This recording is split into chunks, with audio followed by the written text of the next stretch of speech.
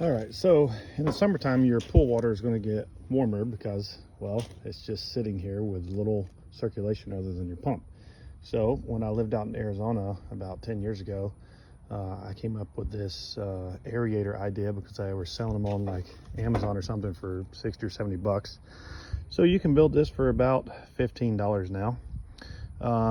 There's a couple different ways you can do it, but this is the way that I chose to.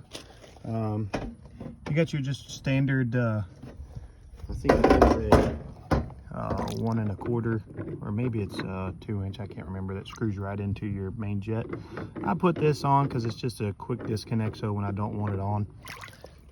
And then, you know, there's the other piece, so you just basically put it up to it and screw it together, connect it. So you just have your basic 90-degree, comes up to a T, and then branches off. So each side has, I think I have 5 holes in this one. My holes are a little bigger because the pressure on my pump is really good.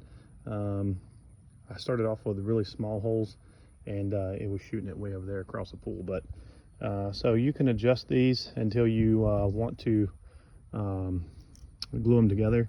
So I have not glued mine together yet because I'm trying to get them adjusted on where I want the water to actually fall. But yep, this is it. Pretty simple.